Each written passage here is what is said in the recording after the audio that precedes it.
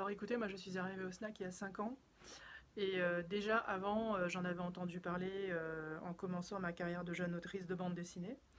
Et c'est vrai que à chaque fois qu'on a entendu une victoire des auteurs par rapport à des problèmes de juridiction pour les droits d'auteur envers les éditeurs, et ben c'était toujours le snack qui était cité.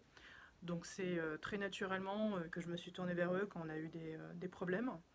Et je trouve que les combats qui ont mené le snack BD sont tous légitimes. Et ils sont toujours aussi pour les droits des auteurs et des autrices. Et bien là, c'est compliqué.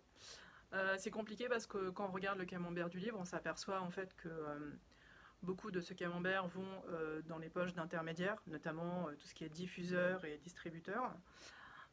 Voilà, il y a beaucoup aussi qui va dans la poche du libraire, mais ça après, il me semble que c'est normal, c'est le point d'arrivée du livre. Nous, on est le point de départ, eux, ils sont le point d'arrivée. Donc ça me semble normal. Mais en tout cas, peut-être qu'il faudrait supprimer quelques-uns de ces intermédiaires, ou en tout cas assurer une plus juste répartition. Je ne sais pas. En tout cas, de ce côté-là, c'est sûr que le nombre d'intermédiaires diminue de plus en plus la part des auteurs. Et je pense qu'il est juste de la part des auteurs et des autrices de bande dessinée de demander des comptes sur ce point et d'interroger aussi la répartition de ce camembert à l'heure actuelle. Je pense que je ne suis pas parmi ceux et celles qui sont le plus à plaindre, étant donné que pour l'instant je n'ai pas eu de problème dans mon emploi du temps. Mais il se trouve que j'ai aussi un autre emploi à côté qui est professeur de bande dessinée dans une école d'art appliqué à Paris. Donc ce double emploi me permet justement d'être un peu plus sereine par rapport aux événements. Mais il est vrai que j'entends parler quand même de plus en plus d'auteurs et d'autrices qui s'inquiètent énormément parce que la, les décalages de sortie de leurs livres impactent forcément aussi la production. Pas tout de suite, mais ça va commencer malheureusement à venir. Et on sait aussi que placer un projet chez des éditeurs va devenir de plus en plus difficile. Donc c'est plus ça qui nous inquiète à l'heure actuelle. D'un autre côté, on est aussi en train de subir une année extrêmement difficile au niveau administratif, en ce sens qu'on a une transition qui est en train d'être faite à l'URSSAF, de nos charges sociales, etc. Et du coup, c'est extrêmement compliqué pour les auteurs parce qu'il y a énormément d'erreurs de la part de l'URSSAF et des services administratifs.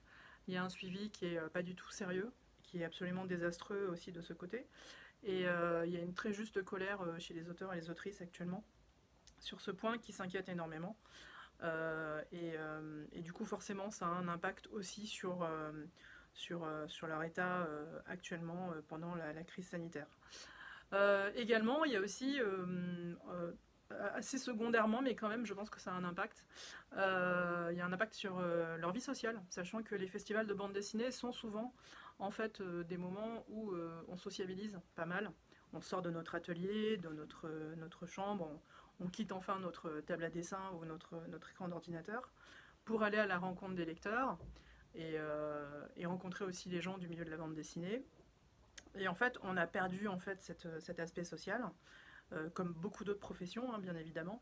Mais c'est vrai que ça a forcément un impact sur notre vie, sur notre morale. Et voilà, donc je ne sais pas ce que ça va devenir en fait chez les auteurs de bande dessinée, cette crise sanitaire, mais c'est vrai que je pense que le deuxième confinement, en tout cas, est un peu plus inquiétant dans notre profession que le premier, qui était déjà assez difficile, hein. Mais voilà, donc forcément on s'inquiète pour notre avenir et on n'est déjà pas en très très bon état. Donc oui, on est très inquiet pour notre avenir en fait. Merci.